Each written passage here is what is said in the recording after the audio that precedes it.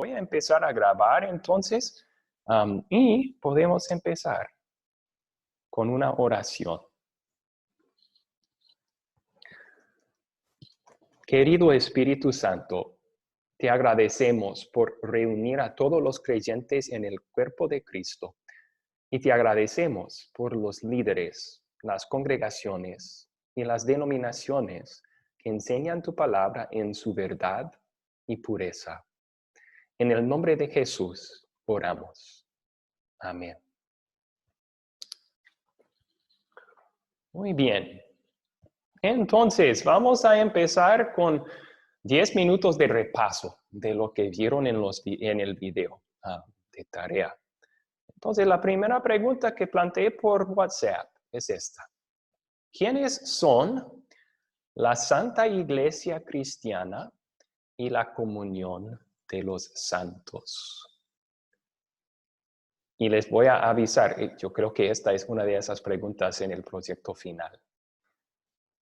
¿Quiénes son la Santa Iglesia Cristiana y la comunión de los santos?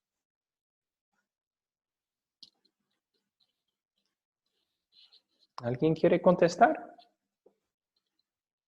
Jesús Talledo, adelante.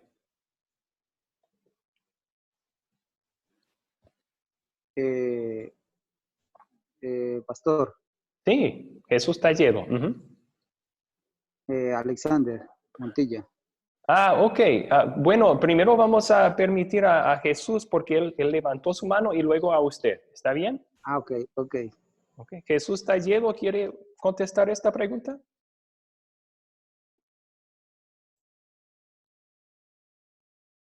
No le podemos escuchar. Jesús, a lo mejor perdimos su audio, yo creo. A ver si... sí, nos escribió en el chat. Se me fue el audio. Ok, bueno, entonces Alexander Montilla, hasta que recupere su audio. Pues, ¿quiénes son la Iglesia Cristiana y la comunión de los santos? Pues, o sea, pienso, ¿no? Porque pues yo la verdad no he estudiado, no miré el video como dos veces, pero entonces yo diría que la Iglesia Cristiana pues será uno mismo, o sea, cada persona que tenga su evangelio, el evangelio de Cristo. Eso pienso, ¿no? No sé si estaré errado. Ok. Está cerca de la respuesta, sí. Hay algunos que tienen el evangelio, por ejemplo, tienen la Biblia en sus casas, pero no lo creen, ¿verdad? ¿Son ellos parte de la Santa Iglesia o no? ¿Perdón? ¿Son ellos los que tienen el mensaje del evangelio, pero no lo creen? ¿Son ellos parte de la iglesia? No. Okay. No es parte de la iglesia. Entonces vamos a refinar esa definición que usted dio. Usted dijo que los que tienen el evangelio, voy a decir yo, la Santa Iglesia son todos los que creen en el evangelio, ¿no? A ver si tenemos a Jesús Talledo de nuevo. ¿Quería contestar? Sí, pastor, se me fue el audio, disculpe. No se preocupe. La respuesta era todos los creyentes verdaderos de todos los tiempos. Muy bien, sí. Ahí eso lo vimos en el video. Cuando hablamos de la Santa Iglesia Cristiana, estamos hablando de todo creyente en todo lugar y de todo tiempo. Es el total de los que han creído, creen y creerán en Jesús como Salvador. Muy bien. Yo veo que Luis levantó su mano. ¿Sí, Luis?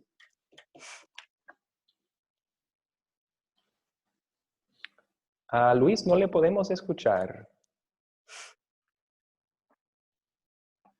Todos los que somos creyentes en el Evangelio de Jesucristo y que queremos recibir la conversión y obrar de corazón. Ok. Sí, esas dos últimas cosas serían frutos de la fe, ¿verdad? el obrar viene de la fe en Cristo, es un fruto, un producto de la fe salvadora. También el querer, de hecho, es un fruto de la fe salvadora. Vimos eso la vez pasada, que sin el Espíritu Santo ni tenemos el querer de acercarnos a Dios, pero cuando Él nos da fe, ya tenemos el querer de conocer más de Dios. Muy bien. Entonces, lo que vimos en el video fue esto.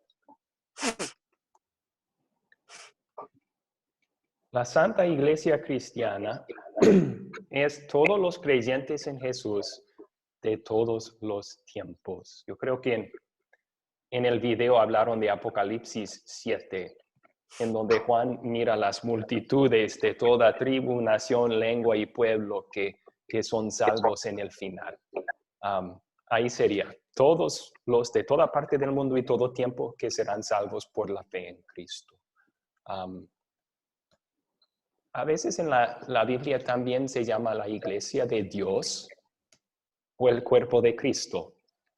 La iglesia de Dios, la iglesia, esa palabra en griego, eclesia, significa los que son llamados afuera de algo, llamados para salir fuera de algo. Y hablamos de eso en santificación, ¿no? El Espíritu Santo nos santificó. Cuando nos dio fe, nos llamó fuera del mundo incrédulo y nos une con el reino de Dios. Muy bien, ok. La siguiente pregunta entonces, ¿por qué a veces se les llama la iglesia invisible? Esta es la Santa Iglesia Cristiana. ¿Por qué a veces la llamamos invisible?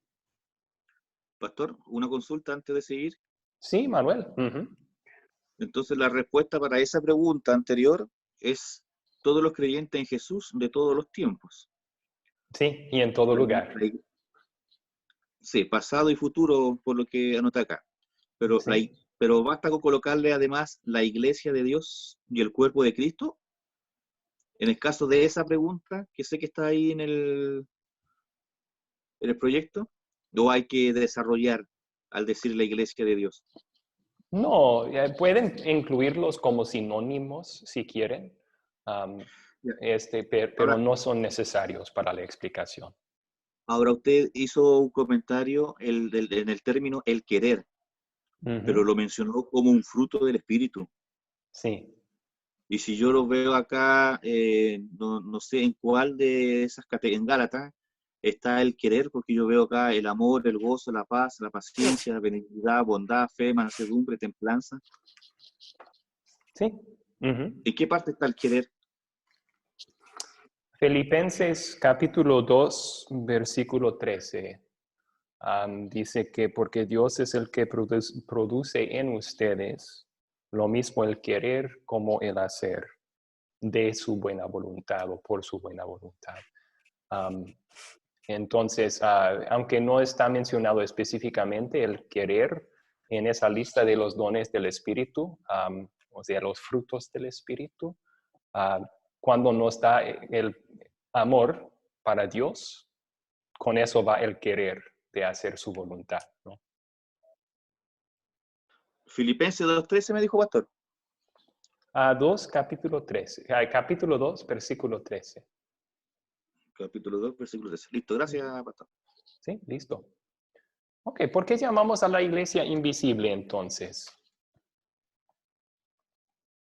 Bueno, acá en este caso se conoce como la iglesia invisible en algunos puntos, en algunas partes o en algunas ocasiones se conoce como iglesia invisible, porque muchos confundimos que como hay tantas denominaciones en el mundo y en toda esta parte, entonces no, es que esta es la verdadera iglesia de Cristo, es que esta es la verdadera iglesia de Dios, pero están basados en una doctrina distorsionada totalmente, enseñan cosas que no van de acuerdo o introducen cosas que no van.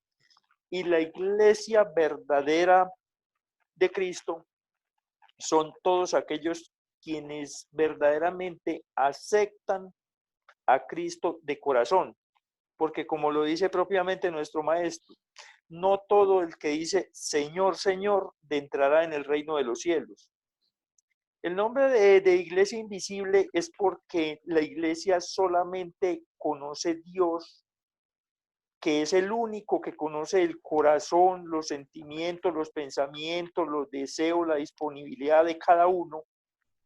Sabe desde antes, presente y futuro la realidad de la disposición de cada uno. Por eso se le conoce como iglesia invisible, porque solamente Dios es quien sabe quiénes son realmente los que pertenecen a la verdadera iglesia de Dios y al pueblo de Dios. Gracias. En esa última parte, sí, correcto, que Dios es el único que conoce los suyos. Hay otro versículo en 2 de Samuel 17, si no me equivoco, por mis apuntes. Primera de Samuel, pastor, 16:7. Ahí está. Tenía mis apuntes aquí. Que el hombre mira la apariencia externa, pero Dios es el que mira el corazón. Y por esa razón la llamamos invisible. Una cosa que mencionó usted que simplemente queremos expresar en Academia Cristo de otra forma. Los que aceptan a Jesús en su corazón. Tocamos en eso en la clase pasada y antes de eso. Se puede malentender esa frase. Esta es otra pregunta en su proyecto final. Wow, ustedes están recibiendo todas las respuestas esta noche.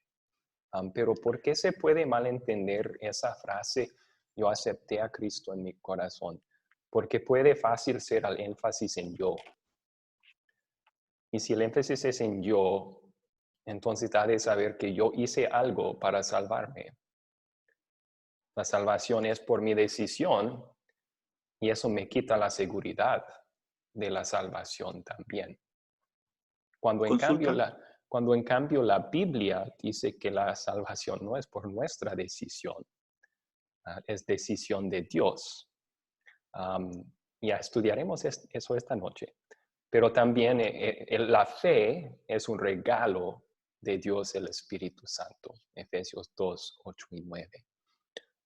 Por eso preferimos expresar eso, que Dios me dio fe, ¿verdad? O que los que Dios ha dado fe, los creyentes en Jesús.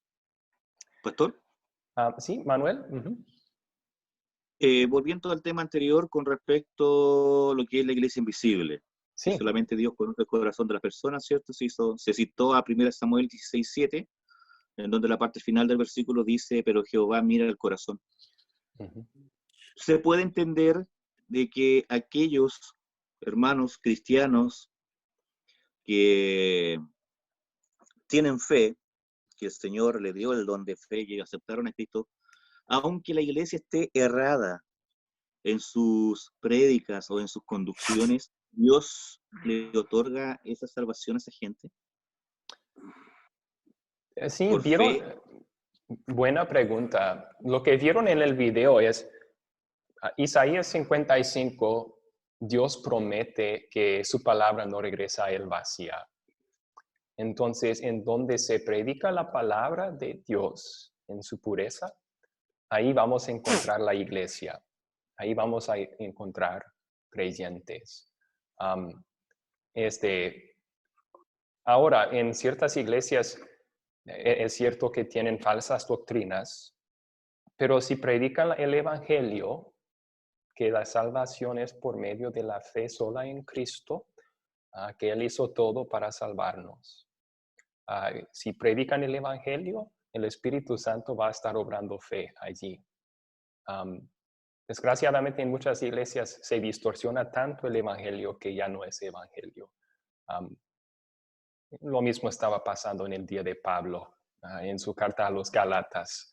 Les tiene que regañar porque unos llegaron con otro evangelio que no era evangelio, era salvación por obras, ¿verdad?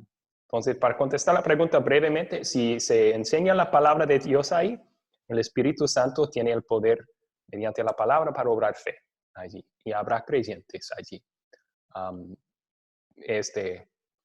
A pesar de los errores que esté enseñando el grupo. ¿Ok?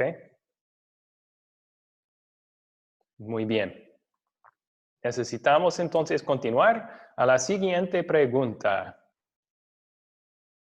¿Por qué es importante recordar Gálatas 5:9 cuando busca una congregación, una iglesia visible para unirse?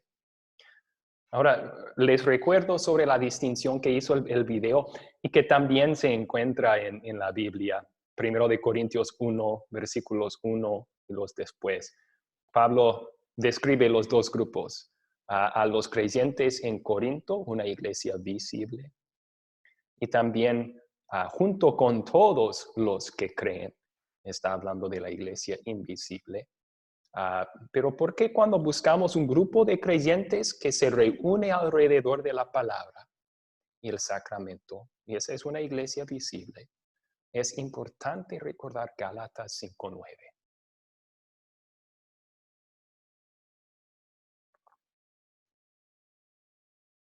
O sea, acá lo que hace referencia a Gálatas 5:9 dice en el versículo, un poco de levadura hace fermentar toda la masa. Como decimos acá en Colombia vulgarmente, cuando hay una papa podrida, esta daña todo el bulto. Okay. ¿Qué vamos a la doctrina? Cuando vamos a la doctrina, si hay algo, una herejía o algo incorporado enseñándose como doctrina, esto va a generar que va a dañar toda la sana doctrina y va a pervertir todo el grupo, porque vamos a resultar repitiendo falsas enseñanzas y desafortunadamente la mayoría de seres humanos salimos a repetir como locos, a gritar lo que otro nos dice sin verificar si es verdad. Repetimos que es que X cosa va a suceder porque es que allí lo dijeron y eso dice la palabra. Y resulta que cuando uno va a verificar, bueno, compartamos ese detalle, venga, verifiquemos. Y resulta que tal cosa no existe o tal cosa no es lo que dice, está distorsionada. Por eso se dice que un poco de levadura hace fermentar toda la masa, porque si incorporamos una falsa doctrina o cierta creencia haciéndola pasar como doctrina, que es la especialidad de los demonios de perturbar la palabra para llevarnos a la caída, guiarnos hacia el camino, a desviarnos de la verdadera palabra. Esto es lo principal y lo esencial de cuando buscamos una iglesia, como conocemos normalmente, una iglesia visible. Hay que ser muy cuidadosos. Okay. En Sí. que aunque en la congregación hayan ciertas falencias y ciertas cositas, tenemos que mirar que no esté torcida la doctrina, porque esto nos va a torcer de la totalidad. Sí, gracias. Gracias, líder. Gracias. Sus puntos eran muy buenos y correctos, que muchas veces buscamos en iglesias música que me gusta, buena convivencia, pastor que es entretenido, cuando Dios dice que lo más importante, lo principal que debemos buscar en una iglesia es doctrina fiel a la Biblia. ¿Por qué? Pues Pablo usa la ilustración aquí de levadura, ¿no?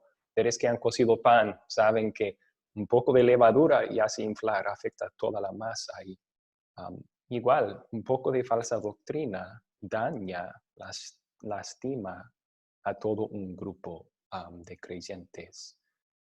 Entonces, tengo aquí, la falsa doctrina siempre es peligrosa. No importa cuán pequeño sea el problema que pueda parecer. En un ratito vamos a usar una ilustración que yo usaba en mis clases de catecismo con jóvenes.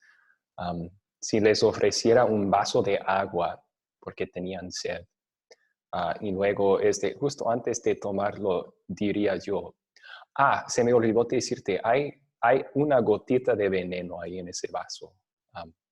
Solo es una gotita, o sea, no creo que te haga mucho daño, pero adelante, tómalo. Y todos los niños dirían como, no, por favor. Cuando decimos nosotros, sí, enseñan unas cosas malas, pero son pequeñas y yo no creo esas cosas. Y lo principal, lo importante sobre salvación, eso lo tienen bien. Estamos haciendo lo mismo, ¿verdad? Estamos diciendo, voy a tomar el agua aquí aunque hay un poco de veneno. A ver qué pasa. Entonces, queremos evitar falsa doctrina como lo que es. Si no es la verdad, es mentira. Y si es mentira, viene de Satanás. Y si viene de Satanás, el propósito de esa mentira es robar nuestra fe en Cristo. La falsa doctrina se extiende y afecta a otras doctrinas. Muy bien. Hasta allí, ¿cuáles son sus preguntas, amigos?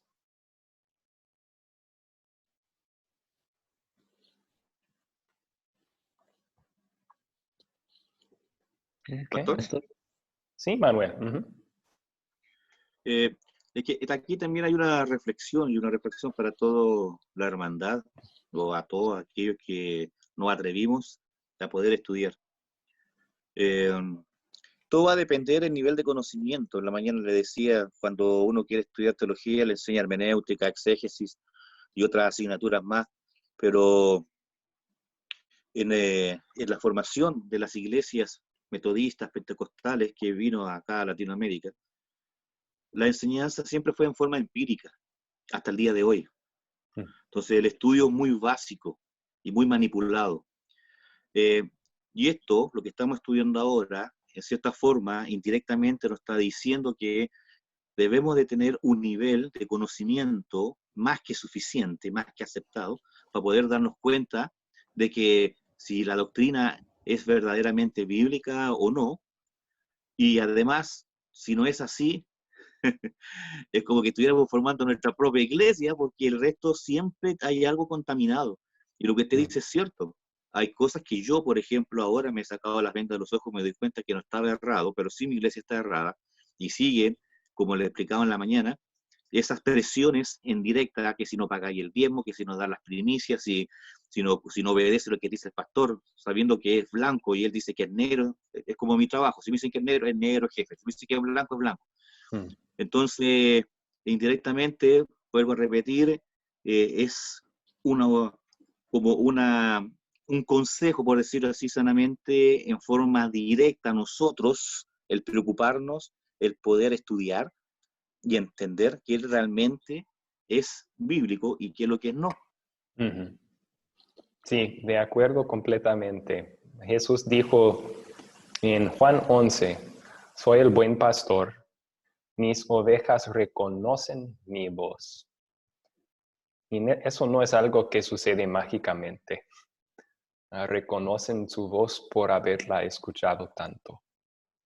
Y entonces, cuando estamos hablando de reconocer la verdad y discernirla de la mentira o de la falsa enseñanza, es un asunto de escuchar y escuchar y escuchar la voz del buen pastor, estudiar su palabra, tener buen conocimiento de lo que la Biblia dice. Gracias. Y un comentario o una pregunta más, Alexander Montilla, adelante. Pastor, pues de pronto uno como iglesia visible, como congregación, que tiene conocimiento de Dios, yo diría de pronto que uno está a los ojos de la humanidad, ¿cierto? Porque está la humanidad pues viendo con lo que pasa hoy en día, y pues nosotros como seguidores de Cristo, nosotros debemos dar testimonio, como le digo, modelando, o sea, que nosotros refleje lo bueno, lo de Cristo. Porque hay muchas veces de que hay congregaciones o no congregaciones, gente que seguimos a Cristo. En la iglesia hacemos una cosa y en la casa o en otra parte hacemos otra cosa. ¿No entiende? Hacemos cosas indebidas, cosas que no van con Dios. Entonces nosotros debemos, en donde vayamos, en todo lado, reflejar esa hermosura de Cristo. Estoy de acuerdo, Alexander. Sí, el testimonio de la vida de un cristiano es impactante también. Y Jesús menciona eso en Mateo 5, cuando dice que somos la luz del mundo y que debemos dejar brillar esa luz. Él quiere que vean la diferencia entre los creyentes y los que no creen y de buena forma, pero Porque de pronto, pues, de pronto no, es que así es. Nosotros, cuando de pronto hay un creyente que de pronto cae en ese error de que está congregado, está siguiendo a Cristo, pero de pronto se está desviando por otro lado, y entonces pues, es un trompiezo para otra persona, ¿sí me entiende? sí, sí. Gracias por compartir ese aspecto también. No solo debemos tener cuidado de falsa enseñanza, falsa creencia, sino también de dar un mal testimonio de vida sobre Jesús. Es cierto. Ok, tenemos que continuar entonces. Lección 7. Empecemos aquí. Nosotros los creyentes en Jesús pertenecemos a un cuerpo invisible de todos los creyentes de todos los tiempos en todo el mundo. Somos parte de lo que la Biblia llama el cuerpo de Cristo. Y no los veremos todos, a todos los miembros de este cuerpo, hasta que estemos en el cielo. Pero, aunque no lo vemos ahora, estamos unidos ahora por nuestra única fe en Cristo. Por eso los llamamos una comunión de santos. Es una comunión de los creyentes acá en la tierra y también de los que ya han pasado al cielo, que están disfrutando de plena comunión con Cristo. Aunque la cultura de algunas iglesias dice que solo unas pocas personas pueden ser llamadas santos. La Biblia dice otra cosa. Si ustedes miran los saludos del apóstol Pablo, por ejemplo, en muchas de sus cartas a las iglesias a cuales escribe, él llama a los creyentes en esas iglesias santos. Muchos piensan un santo es alguien muy, muy bueno. No, la Biblia dice que un santo es alguien perfecto y que nadie puede alcanzar eso, pero que por fe en Cristo somos lavados de nuestros pecados. Somos perdonados y por fe en Cristo somos santos en los ojos de Dios. Él nos llama sus santos. Y por eso Santa Iglesia Cristiana, y decimos eso, ese título con maravilla. Dios me ha hecho santo mediante el sacrificio de su Hijo Cristo. Ahora, siguiente, no podemos ver a toda la iglesia cristiana. Sin embargo, Dios quiere que nos reunamos de manera visible como creyentes que confesamos las mismas creencias. Y ahí usamos la palabra confesar de forma especial. No estamos hablando de confesar pecados, estamos hablando de profesar o tener afirmaciones de creencias que son iguales. Así que confesamos las mismas creencias, profesamos creer lo mismo. Dice en Hebreos 10:25, no dejemos de congregarnos los unos, como es la costumbre de algunos, sino animémonos unos a otros y con más razón, ahora que el día se acerca. Aquí está. Bien. Ahora vamos a tomar una pausa de unos 5 minutos. ¿Cuáles son sus preguntas sobre este tema?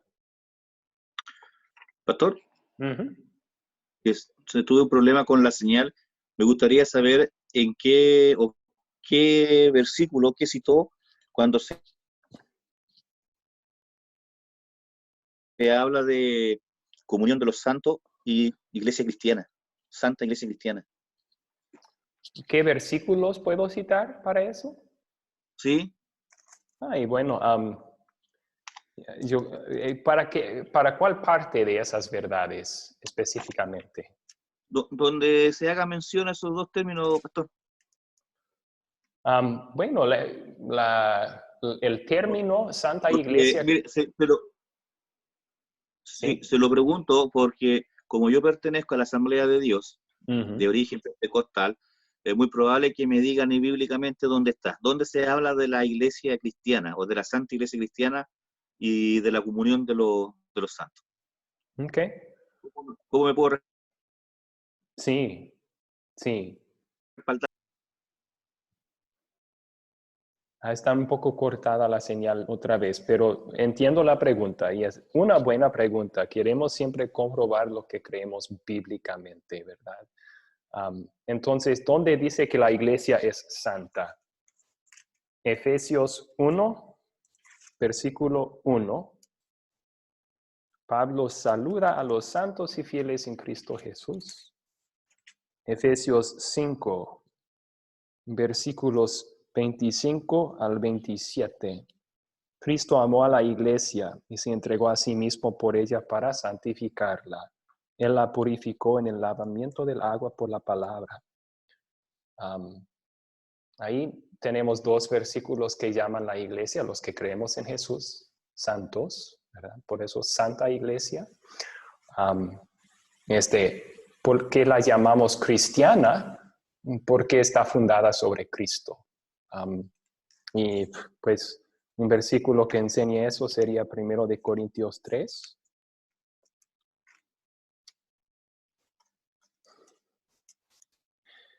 En donde dice Pablo en el versículo 11, porque nadie puede poner otro fundamento que el que está puesto, el cual es Jesucristo. También se podría mencionar 1 de Pedro capítulo 1, en donde Pedro habla de todos los creyentes como un templo de piedras vivas y Cristo es la piedra angular. Perdón, eso está en 1 de Pedro 2. 1 de Pedro 2, 4 al 8. Entonces ahí tenemos Santa Iglesia Cristiana, una explicación bíblica por qué decimos eso.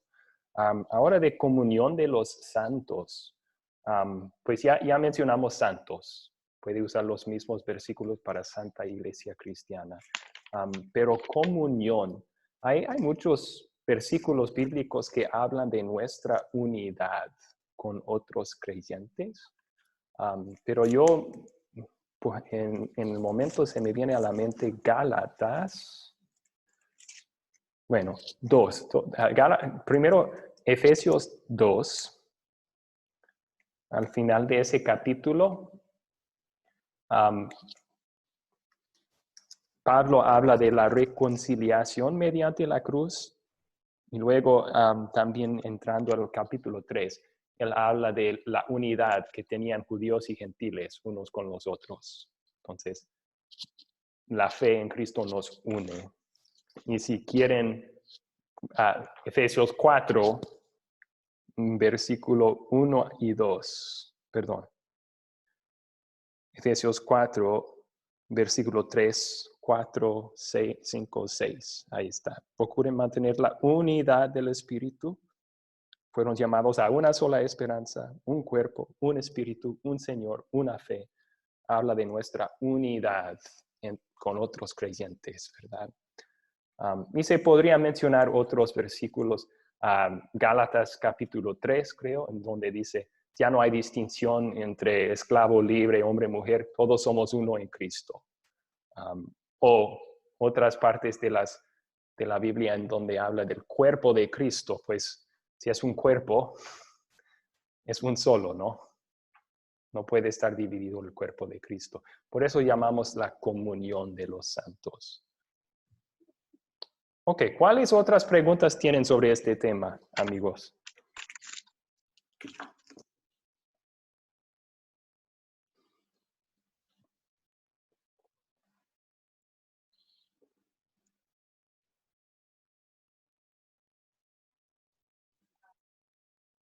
Pastor, Sí, adelante. hablando, nosotros somos un cuerpo en Cristo. Y hablando precisamente sobre por qué, digamos, somos la iglesia invisible, yo había puesto como respondiendo a la tarea, refiriéndome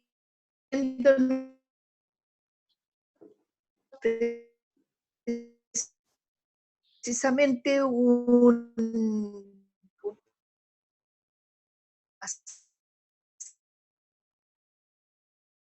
Está de entrecortado. la Biblia y que sobre que es invisible. Estaba entrecortada la señal. Tiene que repetir la pregunta, perdón. Es que está muy mala la señal. Ok.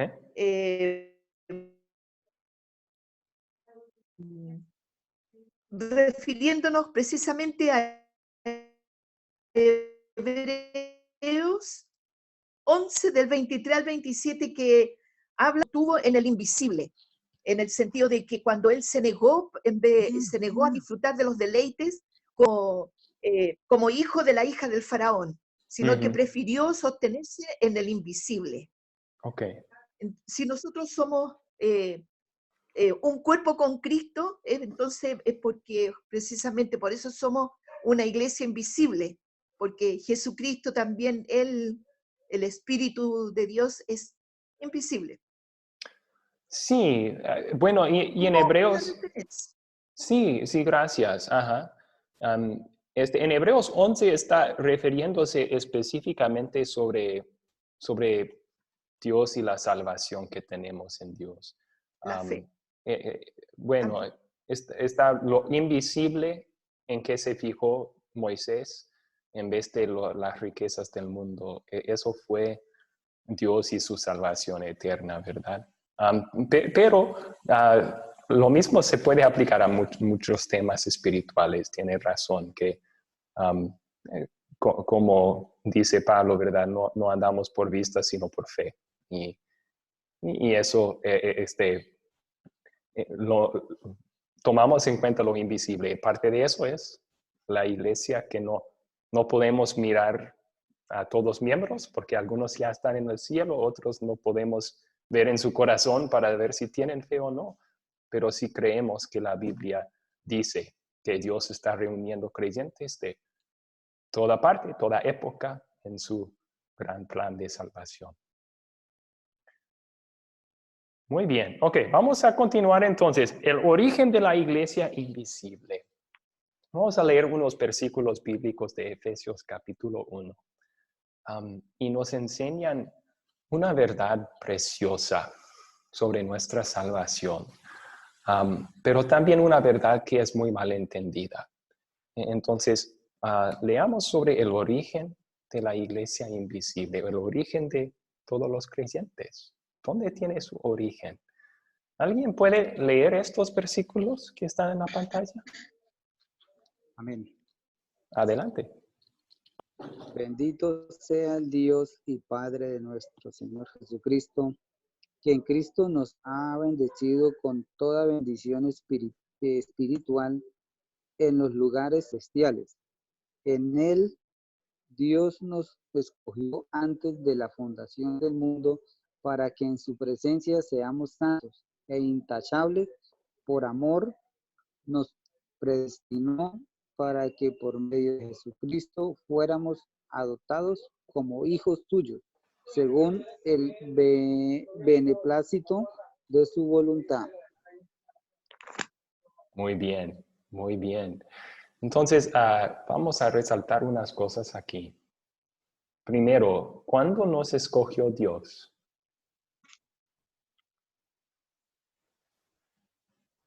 Antes de la fundación del mundo. ¿Sí? Antes, eso. Sí, muy bien. Gracias. Antes de la fundación del mundo. ¿No es increíble eso? Que antes de que Dios dijera que haya luz y hubo luz, Súper increíble. Él ya estaba pensando en ti. Él sabía que Elmer, que Rosita, que Luis, que Manuel, que Alexander, que Abraham íbamos a nacer. Y aún sabiendo cómo íbamos a nacer pecadores, nos amó. Y Él dijo, antes de crear el mundo, yo quiero a ese como mi hijo o mi hija. Eso es una verdad preciosa. Y debemos maravillarnos en el amor de Dios tras eso. Porque eso es lo que dice Pablo aquí. ¿Por qué lo hizo Dios? Por amor. Por puro amor, inmerecido. Según el beneplácito de su voluntad. Sí, otra forma de decir Amén. eso es simplemente porque Él es bueno. Ok. Amén. Ahora, ¿alguien puede continuar leyendo aquí?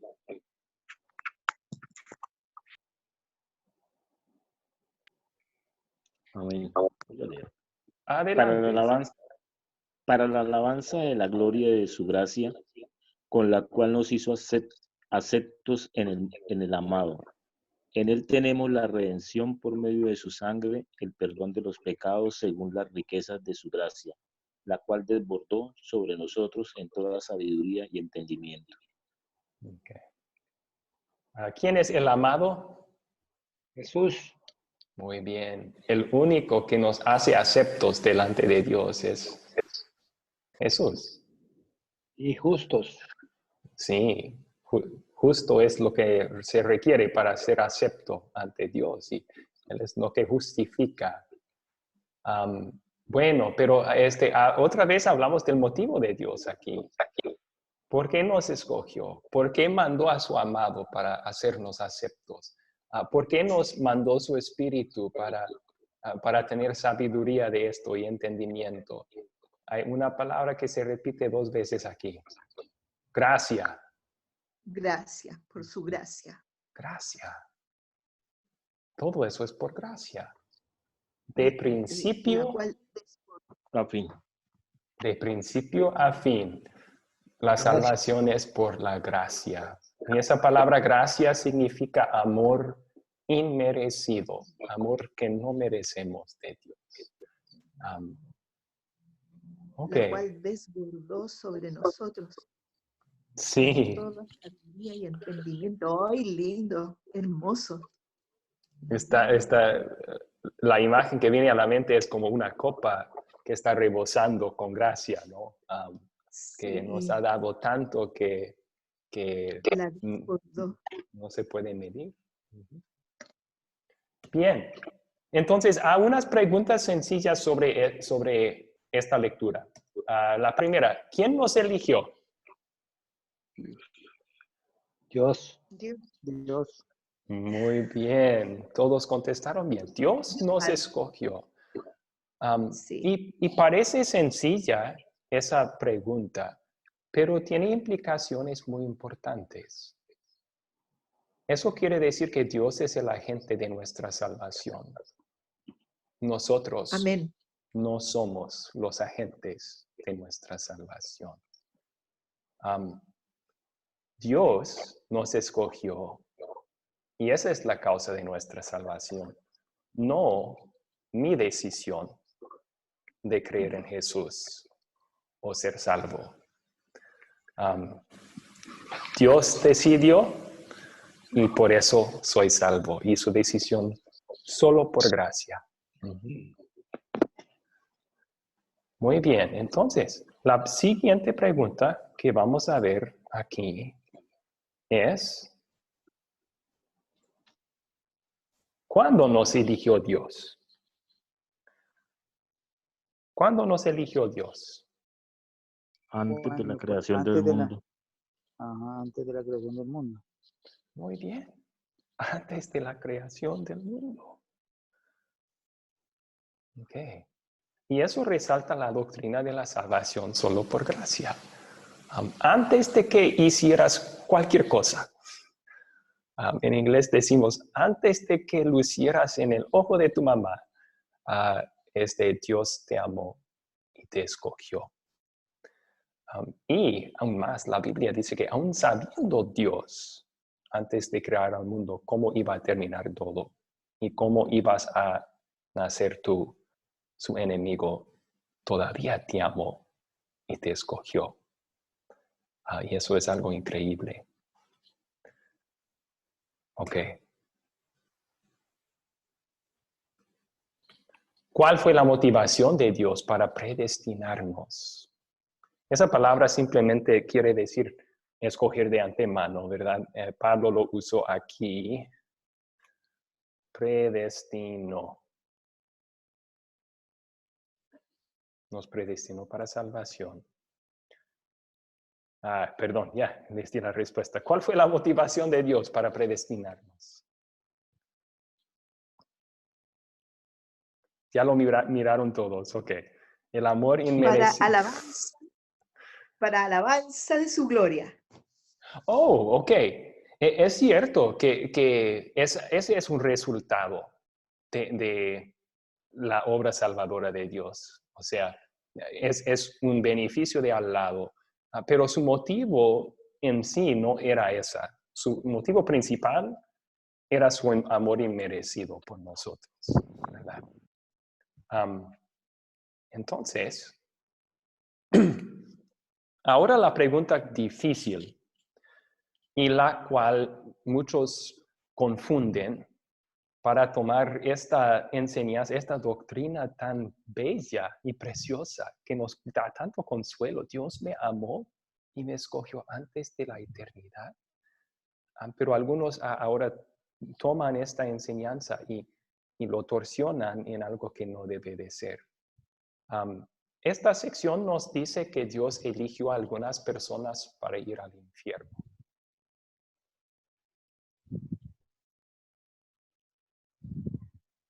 No. Ok. Gracias, Edward. No se menciona eso en esta sección para nada, ¿verdad? No, señor. Okay. Gracias. Todos son hijos de Dios. Ok. Entonces, no. Y de hecho, no solo es esta sección, ninguna parte de la Biblia dice eso. Eso viene de una conclusión lógica de lo que Dios dice aquí, pero la lógica humana se equivoca en cuanto a las cosas de Dios. Voy a explicar eso un poco. La lógica, bueno, primero voy a poner en la pantalla lo que estamos hablando. Las personas no van al infierno porque Dios los predestinó para eso. Más bien, la Biblia dice que van al infierno por sus propios pecados y su propio rechazo de Cristo. Ustedes vieron en la clase pasada el versículo, ¿cuál es la voluntad de Dios para todo ser humano? ¿Alguien recuerda? La voluntad de Dios. Que seamos. Hermano. Ok, sí, yo creo que escuché la respuesta ahí. Que seamos salvos. Claro. Que todos vamos a conocer a Cristo y ser salvos. Ese es un deseo 100% sincero de parte de Dios. Si Dios predestinara a alguien para ser condenado, entonces, ¿cómo podría de verdad desear la salvación de esa persona? El problema viene cuando dejemos que la lógica interprete la Biblia y no la Biblia misma. Es lógico esto, ¿verdad? Si, por ejemplo, vamos a suponer que se termina el coronavirus y todos nosotros nos reunimos para jugar fútbol. Y estamos escogiendo equipos, ¿verdad? Hay el equipo del Pastor Abraham y el equipo de Alexander Suárez y vamos escogiendo uno por uno y quedan 2 personas, ¿verdad? Y me toca a mí escoger. Y yo digo, ¿Edward o Rosa? Difícil. Voy a escoger a Rosa. Ok, con esa acción, escoger a Rosa, yo no escogí a Edward, ¿verdad? Con decir yo quiero Rosa, en mi equipo estaba diciendo no quiero Edward en mi equipo.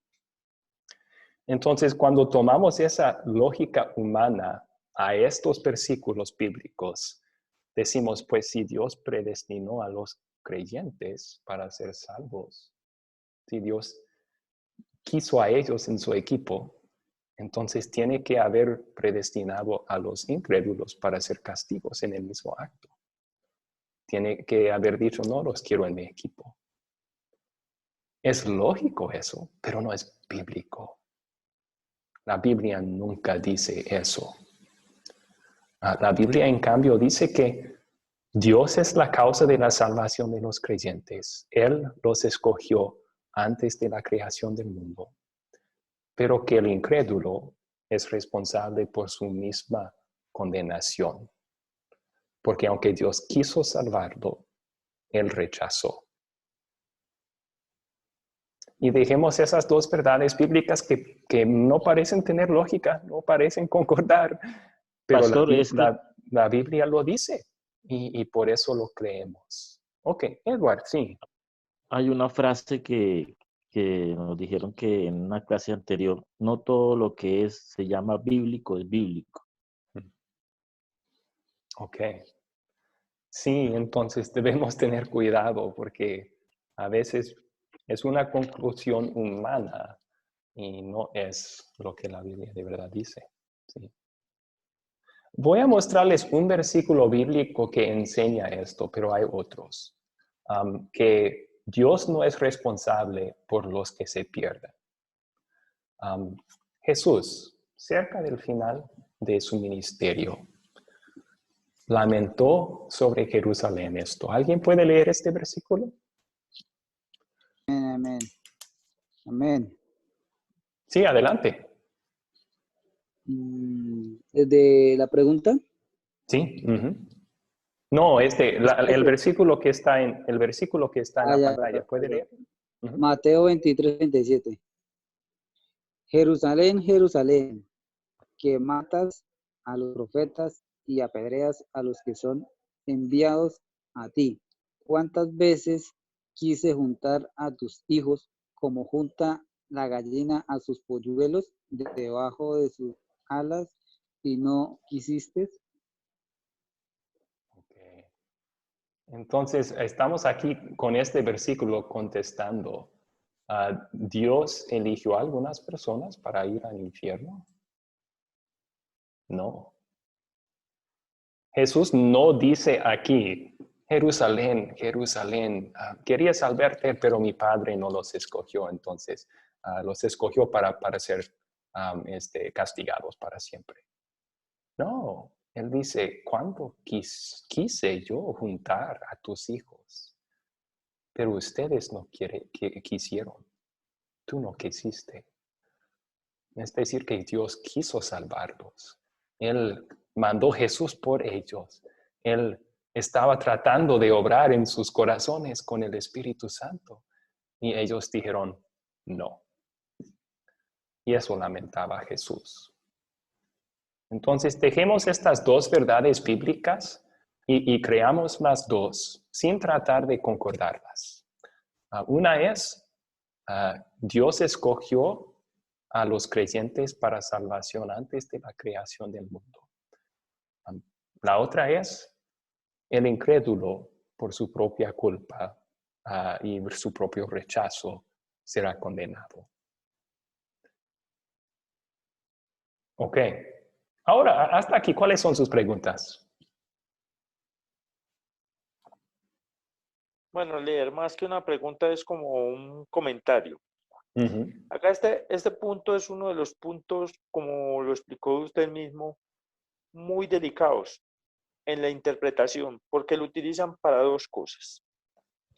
Primero, utilizan para engañar diciendo que los que se van a perder ya están seleccionados, que ya fueron seleccionados. Ahí es donde aplica.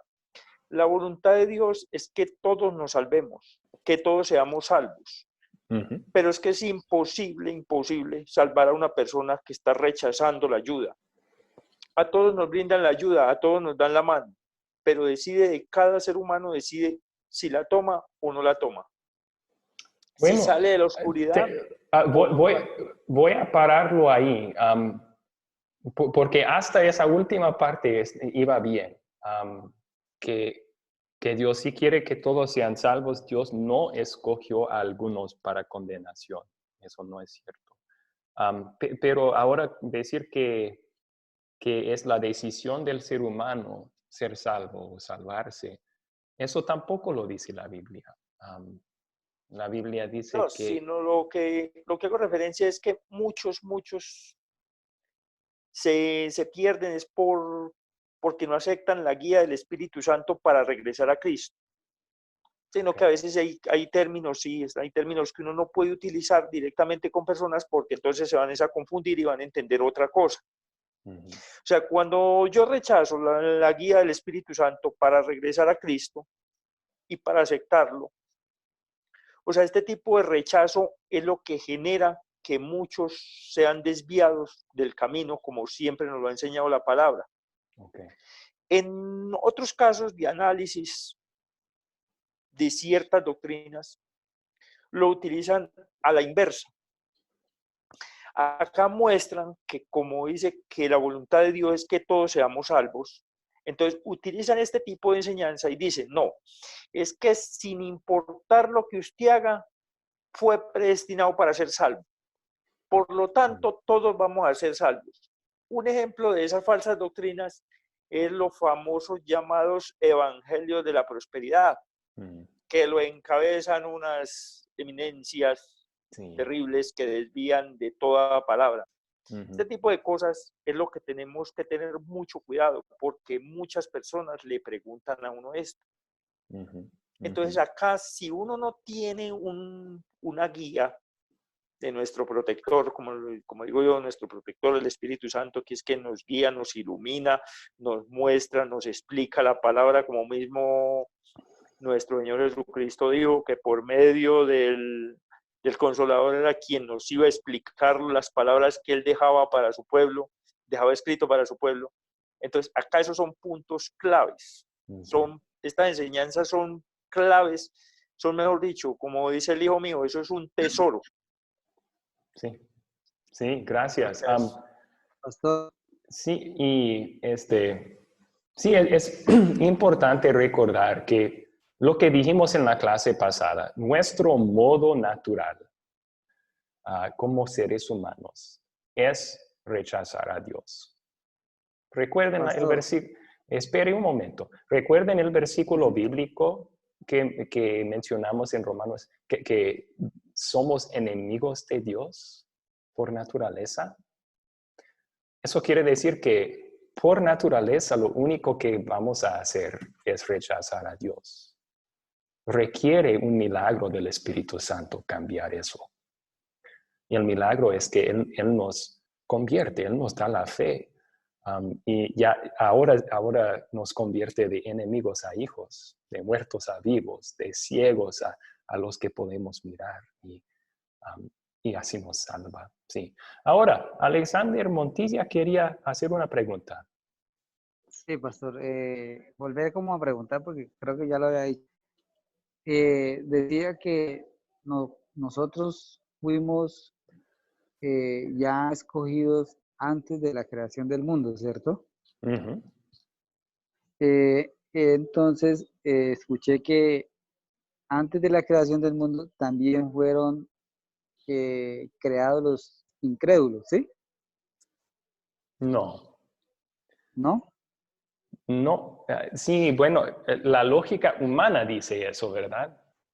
Que si Dios escogió a los creyentes, los que iban a ser salvos antes de la creación, que así también escogió a otros para no ser salvos.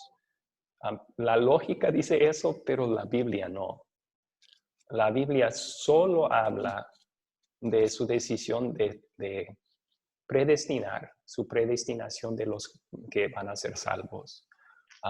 Y también dice que Dios quiere que todos sean salvos, pero nunca dice la Biblia que Él predestinó a otros para ser condenados. Pastor, ya. pastor. Ok. Pastor. Sí, adelante, Manuel. Yo creo que el mejor ejemplo en el caso de Adán y Eva, ¿por qué razón? Porque si hubiese sido por predestinación, Dios ya sabía que hubiesen fallado. Por lo tanto, no lo hubiese puesto ahí en el huerto del Edén. Eso hubiese sido nuestra lógica humana. Si iban a fallar, ¿para qué lo voy a enviar? Así que por eso yo anulo esa parte de la predestinación. Y de hecho también surgió por ahí por la época medieval un sacerdote, no recuerdo el nombre, en el cual dice de que la salvación, y de ahí deriva con que la salvación no se pierde. Otro grande error en la historia cristiana. Sí. Sí, se abusa de esta doctrina cuando se enseña eso, que no es bíblico, que la salvación no puede perderse. Sí, entrando en un tema así, amigos, es muy importante recordar de lo que Jesús dijo sobre el tener la fe de un niño. Estamos metiéndonos aquí en cosas que no concuerdan con la lógica humana. Y cuando eso sucede, el creyente tiene una decisión. ¿Voy a seguir mi lógica o voy a seguir lo que Dios dice? Y movidos por el Espíritu Santo, espero que digan, voy a seguir lo que Dios dice, a pesar de mi caída lógica humana. Yo voy a seguir lo que Dios dice, sí o sí. Oiga, pastor, con respecto a ya que estamos en estos minutos de reflexión, ¿es correcto decir hasta mañana o mañana voy a ir y terminan con el clásico si Dios quiere? No es nosotros que, claro, el cristiano a través del Espíritu Santo que tomamos decisiones, pero no es como muy liviano decir, bueno, si Dios quiere, y muchas veces le dejamos la responsabilidad, bueno, Él no quiso, y no quiso traerme el pan porque yo no quise trabajar, no voy a estar aquí sentado. Como que hay una mala interpretación y manipulación en ese término, ¿no? Si Dios quiere. Bueno. Es muy, muy buena pregunta, ¿verdad? A veces cuando era pastor en Houston, yo saludaba o me despedía de mis feligreses un sábado. Nos vemos mañana en la iglesia. Y ellos contestarían, si Dios quiere. Y yo diría, no, estoy seguro que Dios quiere. Dios quiere que vengas a la iglesia. No, yo entiendo la pregunta. Si se dice la frase sin pensar en su significado, entonces es tomar el nombre de Dios en vano, ¿verdad? Pero si los creyentes la usamos como un recordatorio lo que el proverbio dice, el hombre propone, pero Dios dispone. O como Santiago dice, si ni siquiera saben cómo será el día de mañana, lo que deben decir es, si el Señor quiere, viviremos y haremos esto o aquello. Sí es bíblico. Entonces, si lo decimos con significado, que diciendo, mi plan es pero tal vez Dios tenga otros planes y me someto a Dios. Está perfecto, está bien. Okay. Sí, claro, si Dios quiere, pero entonces ya aceptando que si no se pudo, pues entonces ya fue aceptando uno que fue porque pues Dios lo permitió así y pues que así está bien, ¿no? Sí. Usamos la frase bien cuando lo usamos sobre lo que Dios no ha revelado, ¿verdad? Por eso yo digo, cuando mis feligreses decían, si Dios quiere, yo vengo a la iglesia mañana. Ahí yo puedo decir, no, estoy seguro que Dios quiere que vengas, porque Dios en su palabra dice, no dejen de congregarse, ¿verdad? Dios quiere que escuchemos su palabra. Por el otro lado, si esa noche Dios en su sabiduría decidiera que mi feligres fuera al cielo, entonces Dios tuvo otro plan, ¿verdad? Pero sí, tiene razón. Ok. Otras preguntas sobre esto, lo que vimos en Efesios capítulo 1.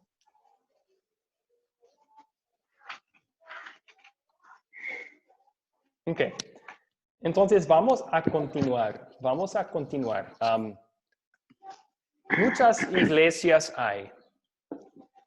¿Cómo reaccionamos? Hay muchas enseñanzas diferentes, muchas voces diferentes clamando para nuestra atención. ¿Cómo vamos a reaccionar? ¿Qué debemos hacer con esas voces? Vamos a ver lo que la Biblia dice sobre esto. Primero, en Primera de Juan, capítulo 4, versículo 1. ¿Alguien puede leer este versículo una vez que lo... Ahí está. Amén. Voy a leer. Yo, pastor. 1 Juan 4:1 dice, a ver. ¿Perdón? ¿Puedo Sí, leer? sí, puede leer. Y Lucy puede leer la siguiente, ¿ok? Ya. 1 Juan 4:1 dice, amados, no crean a todo espíritu, sino pongan a prueba los espíritus para ver si son de Dios, porque muchos falsos profetas han salido por el mundo.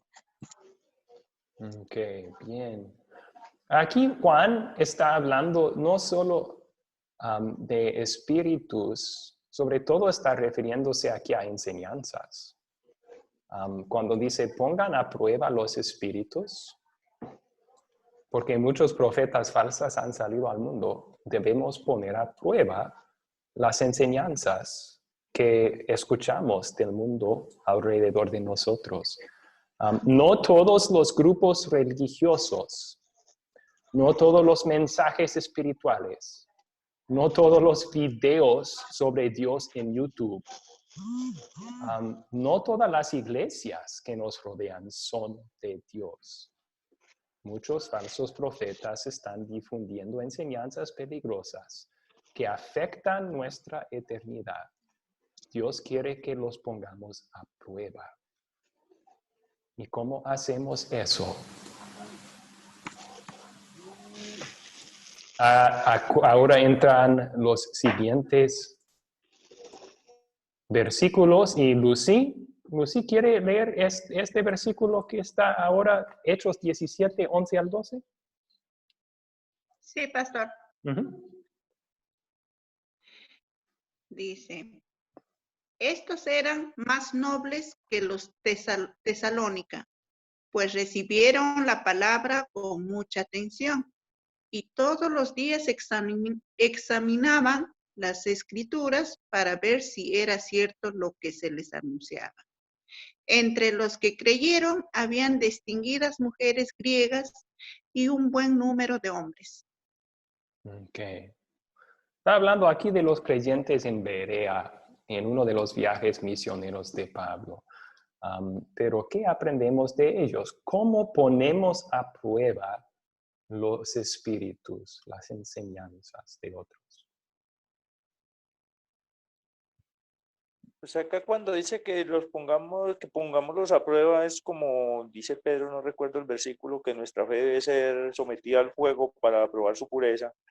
Es que las enseñanzas que realicen, que prediquen o que nos compartan, vayan de acorde a la palabra. Verificarlas con la palabra de Dios y con los textos de la Biblia, que no estén sobre contexto o salidas del contexto del texto bíblico. Gracias, Alexander. Esto se halla aquí. Todos los días examinaban las escrituras para ver si era cierto lo que se les anunciaba. ¿Qué quiere decir eso? Quiere decir que cuando alguien te manda un mensaje espiritual, debes decir, ¿es bíblico eso? Y luego a la Biblia para ver si es cierto o no. Quiere decir que cuando vayan a una iglesia, si el pastor dice algo, debes decir, ¿está en la Biblia eso? Y si no sabes, debes investigar, como hacían ellos, ¿no? Si están en esta clase de Academia Cristo y el profesor dice algo que te deja con preguntas, debes decir, ¿dónde está en la Biblia eso? Y deben de investigar, poner a prueba todos los espíritus, todas las enseñanzas que reciben. Ok. Entonces, en resumen, los bereanos pusieron a prueba incluso las palabras de Pablo y la Biblia les alaba para eso. Eran más nobles que los de Tesalónica porque hacían eso. Nosotros queremos comparar todo con la Biblia. Ok. Una pausa allí. ¿Cuáles son sus preguntas hasta allí? Y simplemente algunos que no han hablado, Adrián, Miguel, Pastor, algunos pastor, a ver, un momento, voy a preguntar primero a los que no han opinado todavía. Adrián, ¿tenía pregunta? Hola, pastor, buenas noches. Buenas noches. ¿Cómo está? No tengo preguntas por el momento, pero tocando los temas, los puntos,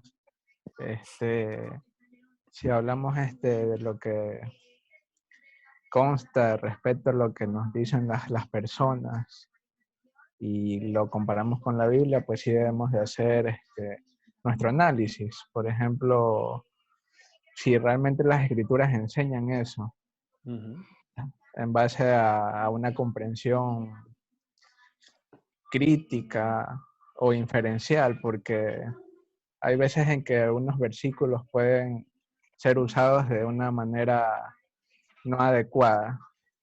Entonces las personas de repente pueden decir, todo me es lícito, pero no me conviene. Y pueden usarlo para cosas que no van de acuerdo a la voluntad de Dios. Entonces ahí hay que ver los aspectos, si realmente está hablando en contexto las escrituras y de manera crítica, si esa es la voluntad de Dios, si es lo que quiere Dios, si es lo que enseña Dios a través de la palabra. Amén. Gracias por agregar ese punto, Adrián. Es importante. Solo porque un pastor cita un versículo bíblico, no necesariamente quiere decir que el mensaje es bíblico. Puede estar usando el versículo fuera de su contexto para ofrecer o prometer o enseñar algo que no es la verdad. Yo siempre, con mis niños en la clase de catecismo enseñaba eso sobre, les decía, ¿ustedes saben que la Biblia dice que no hay Dios? La misma Biblia dice que no hay un Dios. Y ellos están sorprendidos porque yo pastor de la iglesia diciéndoles esto. Y luego les citaría el Salmo 19. Creo que es el Salmo 19. El necio dice en su corazón, no hay Dios. Pero sacado esa frase fuera del contexto, ¿verdad? No hay un Dios. Uno puede convencer a alguien que la Biblia dice que Dios no existe cuando dice lo opuesto. Dice que el necio dice en su corazón que no hay un Dios. Entonces, uso eso como ilustración. Deben estudiar el contexto de un versículo también. Eso es parte de ser un bereano. Y muchas gracias, Adrián, por compartirlo. Sí, le iba a aportar otro comentario, pastor. Sí. En esto que me pueden decir, por ejemplo, en las escrituras está de que nosotros, en nuestra juventud, debemos de aprovechar o complacernos en los deleites de nuestro corazón, pero teniendo en cuenta que un día le vamos a rendir cuentas a Dios.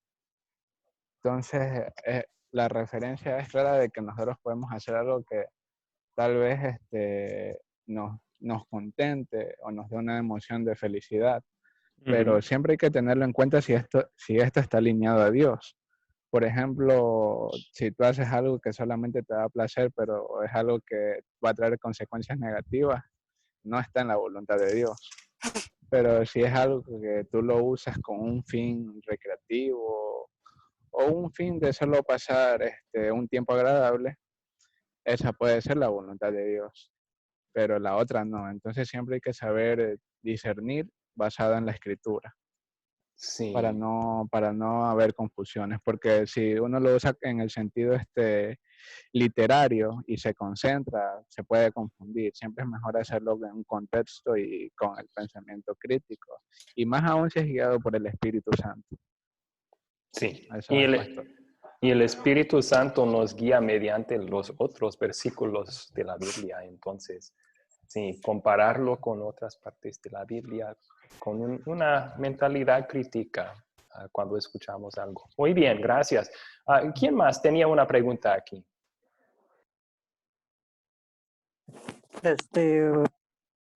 Pastor. Hugo, sí, adelante. Sí, pastor, estaba preguntando, no sé qué tanto va a estar acople a lo que estamos estudiando, pero ¿qué es lo que pasa?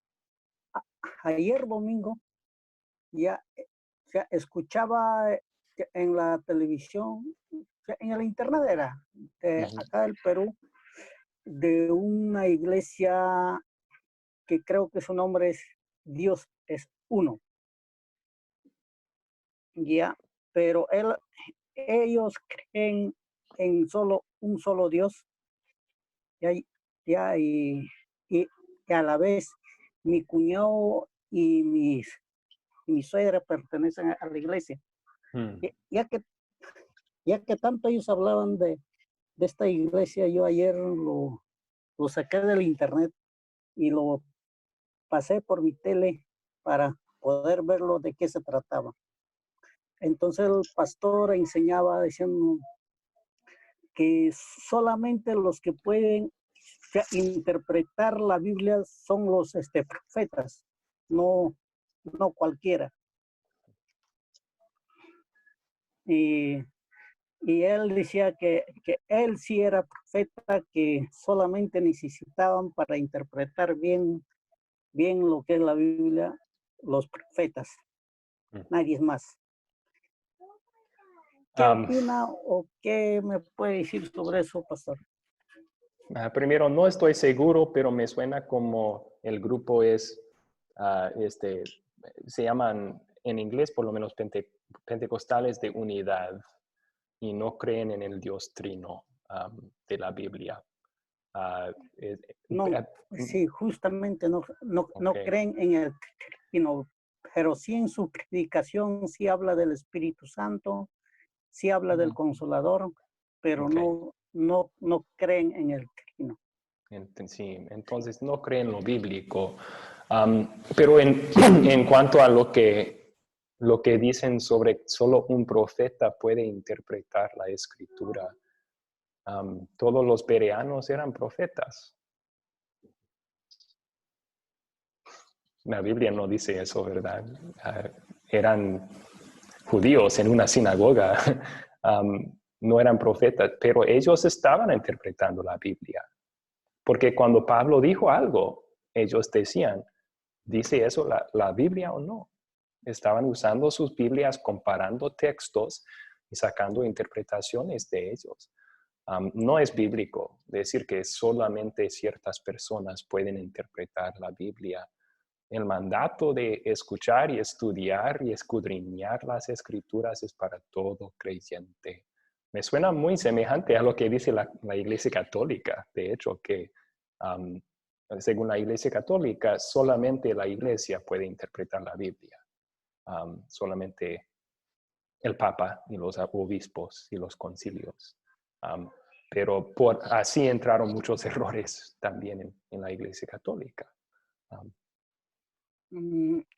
Ya, porque según sé que ahí no dejan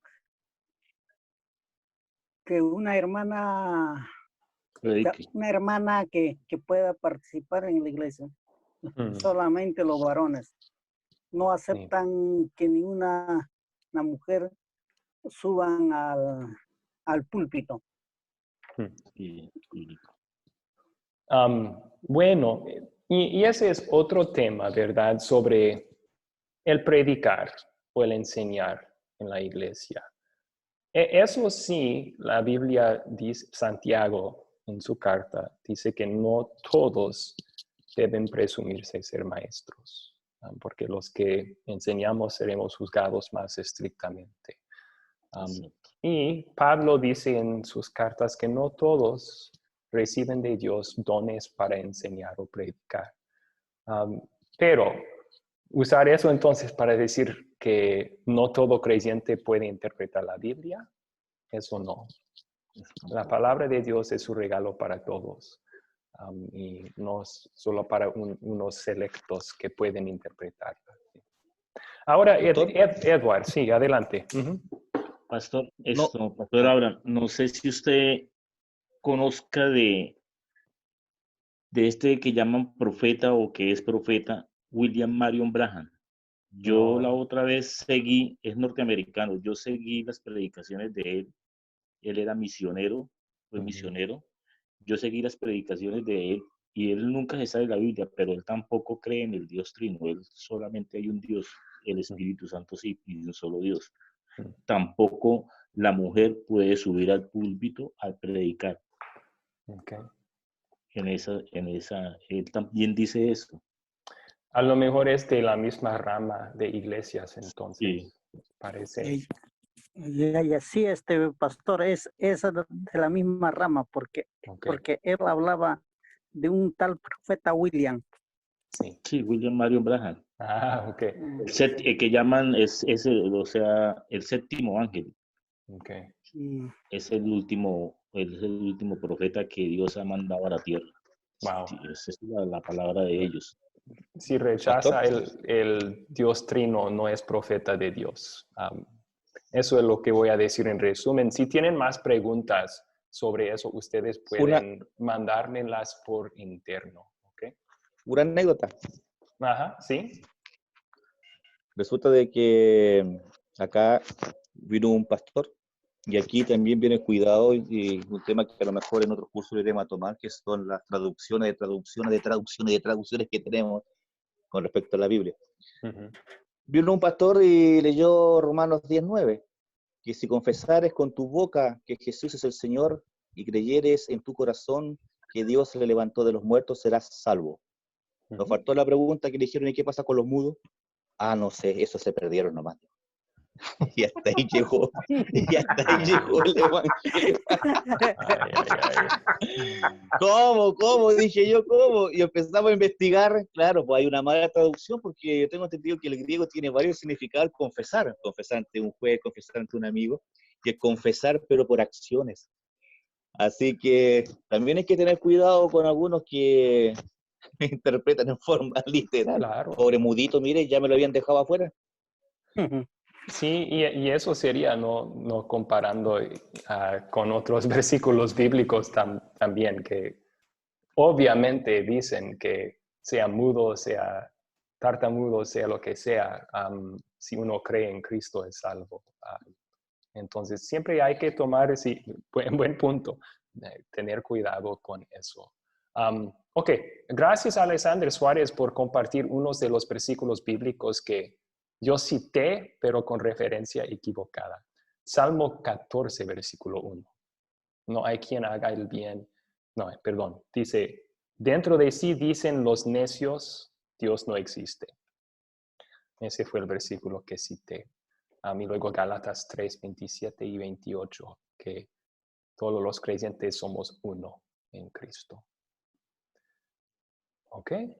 Ahora, la pregunta con que vamos a terminar es esta. Si hemos hecho lo que decimos, si hemos probado los espíritus con examinar, escudriñar las escrituras y comparar lo enseñado con lo que Dios dice, y hallamos, como estamos mencionando algunos de ustedes aquí, hay un grupo que enseña lo falso. Entonces, ¿qué debemos hacer? Primero, y tal vez es obvio, cuando encontramos un grupo que enseña fielmente la palabra de Dios, entonces, ¿qué hacemos? Pues podemos reunirnos con ellos y escuchar la palabra de Dios con ellos. Eso lo dice más claramente en 1 de Juan 1, versículo 3 y Hebreos 10, versículo 25. Dios quiere que nos congreguemos con los que comparten las mismas creencias que nosotros, los que creen la Biblia igual que nosotros, los que se aferran a la verdad. Pero con los que no, esta pregunta, ¿qué debemos hacer cuando hayamos a alguien enseñando errores o un grupo haciéndolo? Seguimos amándolos. El hecho de que son engañados o están engañados No quiere decir que debemos odiarlos o maltratarlos o insultarlos. Dios quiere que actuemos en amor por ellos también. Pero ¿cómo amamos a esas personas o esos grupos? Amamos con corregirles. Permitirles seguir en una doctrina falsa sería como dejarles seguir tomando veneno, ¿verdad? Si tú miras a alguien que está por tomar veneno, vas a decir, no, vas a quitar la botella de su mano. Y eso es amor. Entonces, cuando vemos a grupos que están enseñando lo falso, queremos mostrar a la gente su error. En amor por ellos y en humildad, vamos a decir, respeto, eso no es bíblico, así dice la Biblia. Mateo 18 nos enseña cómo hacer eso y también, segundo de Timoteo 3:16, Pablo exhorta a Timoteo a hacer eso, a corregir. Ahora, si después de eso continúan rechazando la instrucción, entonces tenemos que tomar otro paso. Tenemos que separarnos de ellos. Si ustedes van a una iglesia que está enseñando un error, después de tratar con paciencia de instruirles y corregirles con la Biblia, si no quieren, entonces debemos decir, ok, ya no puedo seguir asistiendo aquí. Y la razón, hay tres. Es por amor a Dios. Dios es el que dice en Romanos 16, versículo 17, tengan cuidado que los que causan divisiones y tropiezos, enseñándoles cosas que no han aprendido, apártense de ellos, Pablo dice. Entonces, por amor a Dios, seguimos eso. También por amor a los que están en error. La forma más fuerte de tratar de corregirles es decir, ya no puedo adorar a Dios con ustedes. Con ese acto estamos proclamando, están mal. Hay un error aquí. Entonces lo hacemos por amor a ellos también. Y por amor a nosotros mismos. Debo decir eso de otra forma, para cuidar nuestra propia salvación y bienestar espiritual. ¿Por qué? Porque si seguimos asistiendo ahí, un poco de levadura fermenta toda la masa. Si seguimos asistiendo ahí, puede ser que tarde o temprano vamos a terminar creyendo lo mismo. O esa falsa enseñanza va a dañar mi fe en otra forma. Entonces, hasta allí, ¿cuáles preguntas tienen? Ya pasamos la 1:30, pero ¿cuáles preguntas tienen ustedes?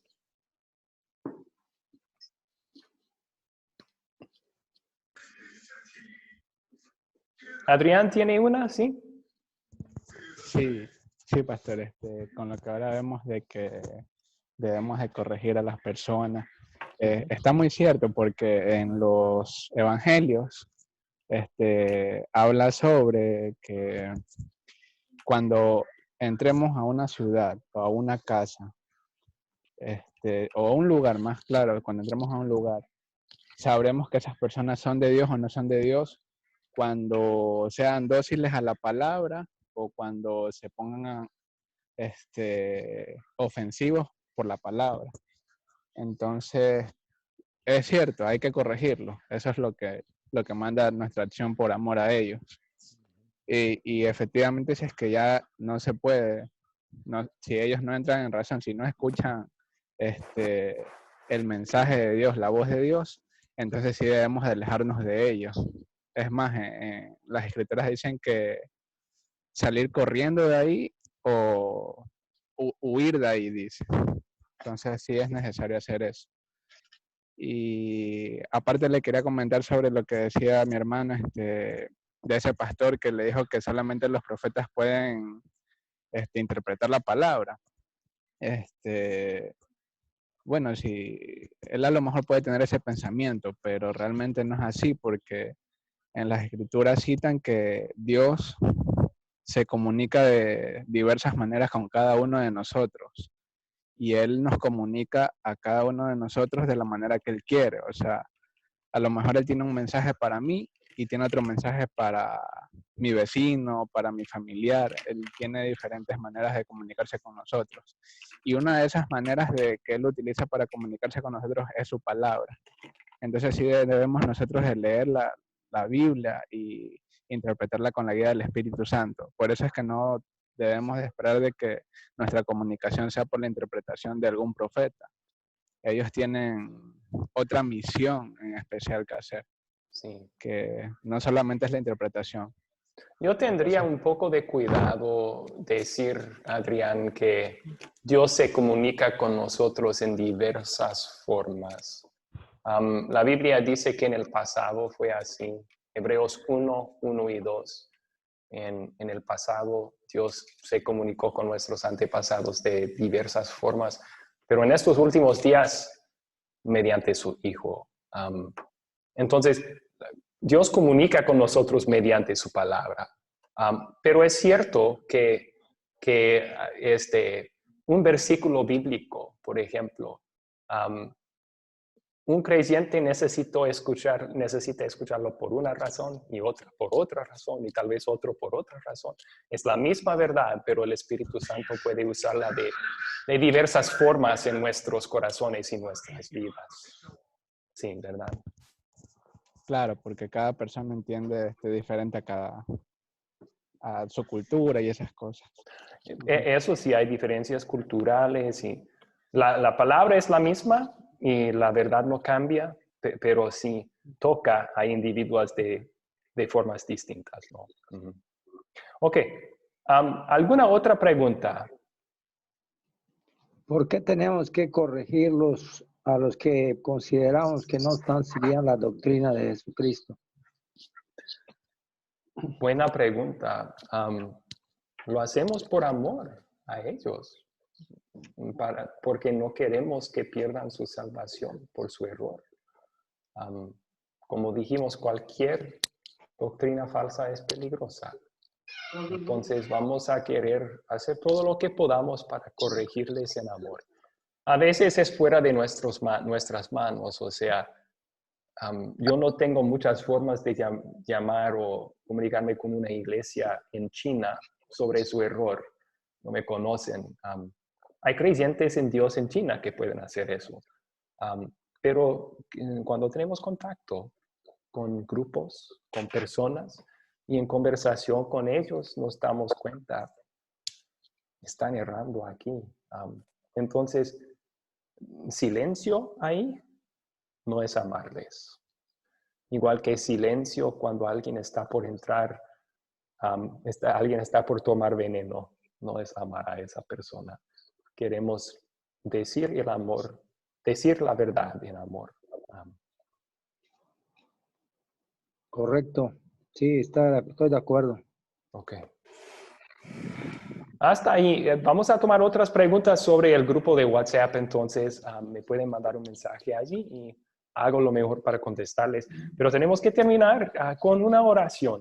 Oremos. Santo Espíritu, pedimos que uses la verdad de tu palabra para siempre mantenernos en la verdadera fe. Hay peligros espirituales y no solo están afuera de nosotros, están adentro de nosotros tú. También la voz de nuestra carne pecaminosa es un peligro, nos conduce a error y pecado todos los días. Pero tú eres más fuerte que nuestra carne y en tu palabra nos das el poder de decir no a esas voces, de discernir la verdad y mantener la verdad y vivir en ella. Ayúdanos a hacer eso todos los días. Y úsanos también para ayudar y corregir a otros con tu verdad salvadora. Es en el nombre de Cristo que te lo pedimos. Amén. Ok. Bueno, muchas gracias de nuevo, hermanos. Tengan muy buena noche en el Señor. Buenas noches. Buenas noches. Hasta luego, profesor. Bendiciones, hermanos, para todos. Bendiciones a todos. Si Dios quiere, nos vemos. Hermanos, mi Dios los bendiga. Una feliz noche. Líder, un placer como siempre. Mucho conocimiento, mucho aprendizaje. Una excelente clase. Felicitaciones por excelentes enseñanzas. Y hermanos, mi Dios los bendiga. Que tengan una feliz noche. Igualmente. Gracias. Igualmente. Dios les bendiga. Nos veremos si Él quiere el jueves. Chao, chao. Chao.